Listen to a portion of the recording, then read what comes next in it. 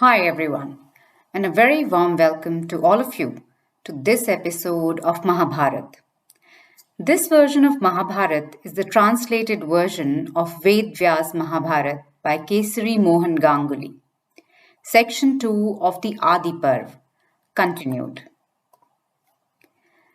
Then comes the most powerful Parva called Karan. In this is narrated the appointment of the wise king of Madar as Karan's charioteer. Then the history of the fall of the Apsara, Tripura. Then the appreciation to each other by Karan and Shalya of harsh words on their setting out for the field.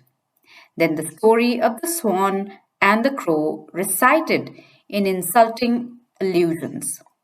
Then the death of Pandya at the hands of the high-souled Ashwasthama. Then the death of Dandasena, and then that of Darda. Then Yudhishthir's imminent risk in single combat with Karan in the presence of all warriors. Then the mutual wrath of Yudhishthir and Arjun. Then Krishna's pacification of Arjun. In this parv, Bhim, in fulfillment of his vow, having ripped open Dushasan's breast in battle, drank the blood of his heart. Then Arjun slew the great Karan in single combat. Readers of the Bharat call this the eighth parv. The number of sections in this is 69 and number of shlok is 4964. Then hath been recited the wonderful parva called Shalya. After all the great warriors had been slain, the king of Madar became the leader of the Kaurava army. The encounters, one after another, of charioteers have been described. Then comes the fall of the great Shalya at the hands of Yudhishthir, the just. Here also is the death of Shakuni in battle at the hands of Sahadev. Upon only a small remnant of the troops remaining alive after the immense slaughter, Duryodhan went to the lake and, creating for himself room within its waters, lay stretched there for some time. Then is narrated the receipt of its intelligence by Bhima from the fowlers. Then is narrated how, moved by the insulting speeches of the intelligent Yudhishthir, Duryodhan, even unable to bear affronts, come out of the waters. Then comes the encounter with clubs between Duryodhan and Bhim. Then the arrival at the time of each encounter of Balram. Then is described the sacredness of the Saraswati. Then the progress of the encounter with clubs. Then the fracture of Duryodhan's thighs in battle by Bhim with the terrific hurl of his mace. These all have been described in the wonderful ninth parv. In this, the number of sections is 59 and the number of shlokas composed by the great Vyas, the spreader of fame of the Kauravas, is 3220. Then shall I describe the parva called Soptika of frightful incidents. On the Pandavas having gone away, the mighty charioteers Kritavarma, Kripa, and the son of Drona came to the field of battle in the evening and there saw King Duryodhan lying on the ground, his thighs broken and himself covered with blood. Then the great charioteer, the son Drona, of terrible wrath, vowed, without killing all the Panchals, including Drishtadamnu and the Pandavas also with all their allies, I will not take off armor. Having spoken those words, the three warriors, leaving Duryodhan's side, entered the great forest just as the sun was setting. While sitting under a large banyan tree in the night, they saw an owl killing numerous crows one after another. At the sight of this, Ashwasthama, his heart full of rage at the thought of his father's fate, resolved to slay the slumbering Panchals.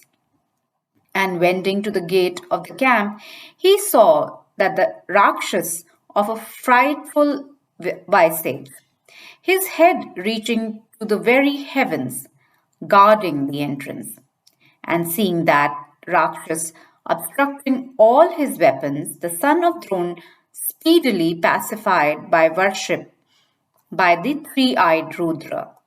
And then, accompanied by Kritavarma and Kripa, he slew all the sons of Draupadi, all the Panchals with Drishtadamnu and others, together with their relatives, slumbering unsuspectingly in the night. All perished on the fatal night except the five Pandavas and the great warrior Satyaki. Those escaped owing to Krishna's counsel. Then the charioteer of Drishtadamnu brought to the Pandavas intelligence of the slaughter of the slumbering Panchals by the son of Drona. Then Draupadi, distressed at the death of her sons and brothers and father, sat before her lords, resolved to kill herself by fasting.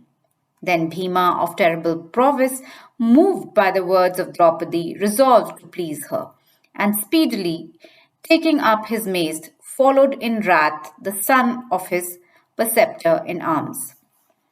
The son of Drona, from fear of Bhisen and impelled by the fates and moved also by anger, discharged a celestial weapon, saying, "This is for the destruction of all Pandavas."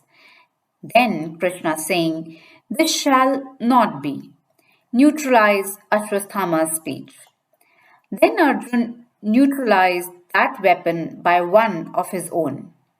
Seeing the wicked Ashwasthama's destructive intentions, Dwaipayan and Krishna pronounced curses on him, which the latter returned.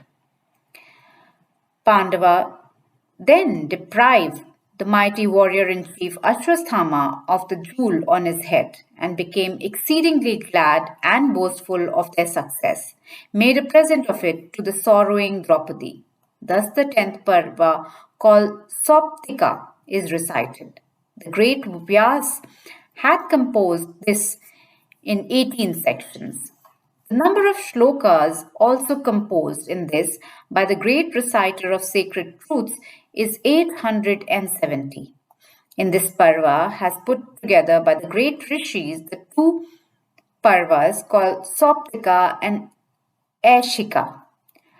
After this had been recited the highly pathetic parva called Sri.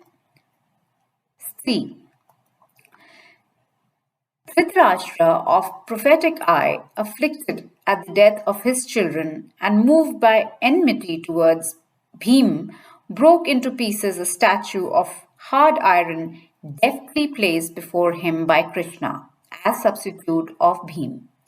Then Vidur, removing the distressed Dhritarashtra's affection for worldly things by reasons pointing to final release, consoled the wise monarch.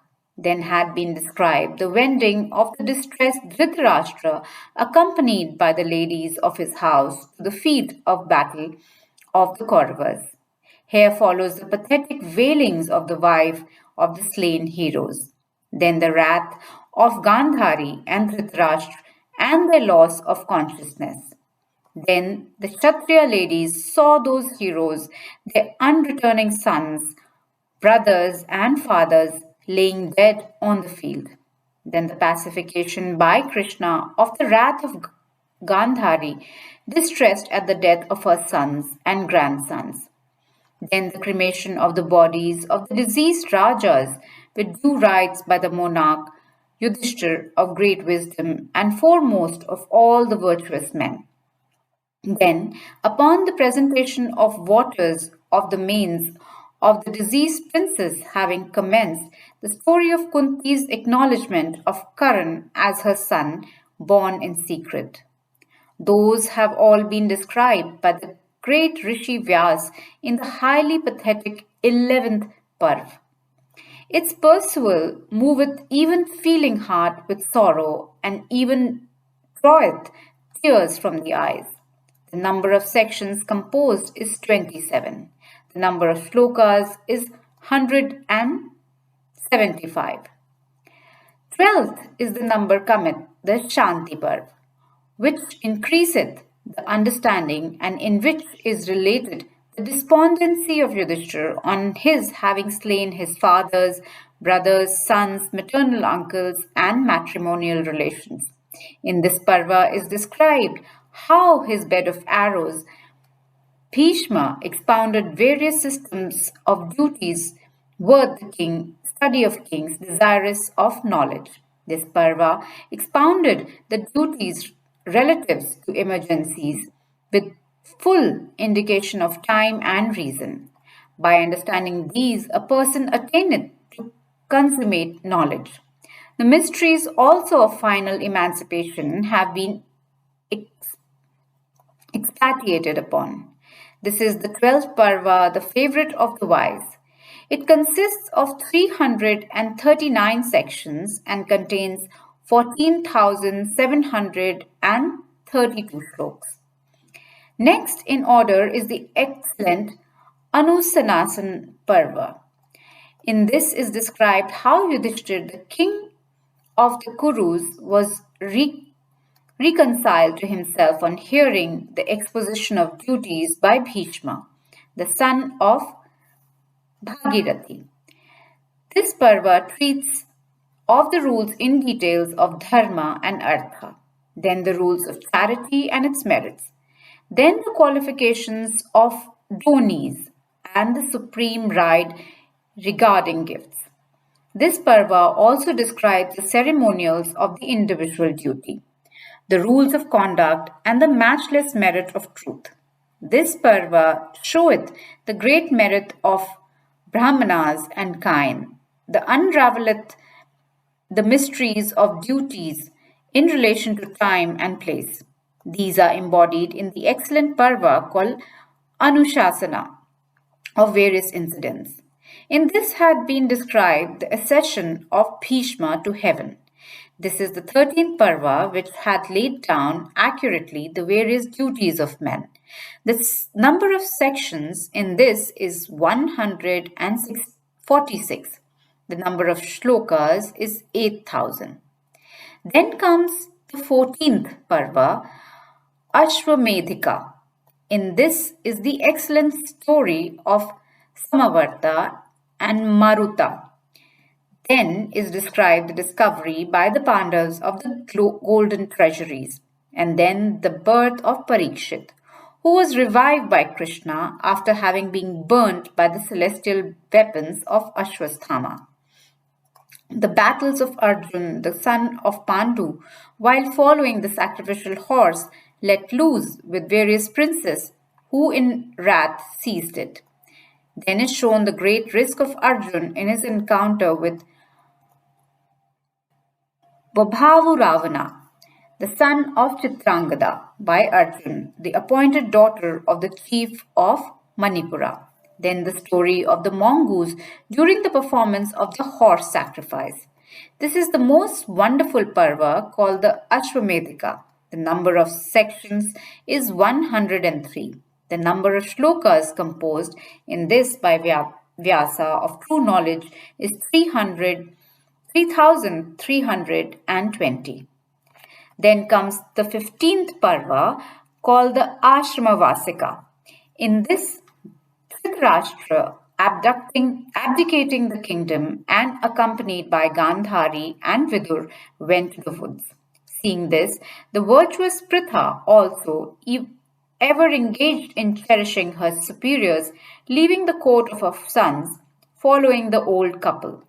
In this is described the wonderful meeting through the kindness of Vyasa of the king Dhritarashtra with the spirits of his slain children, grandchildren, and other princes returned from the other world.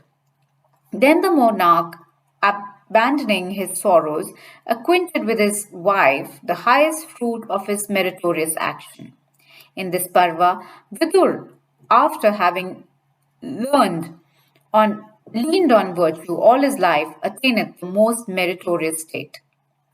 The learned son of Gavalgana, Sanjay, also of passions, under full control, and the foremost of ministers, attained in the Parva to the blessed state.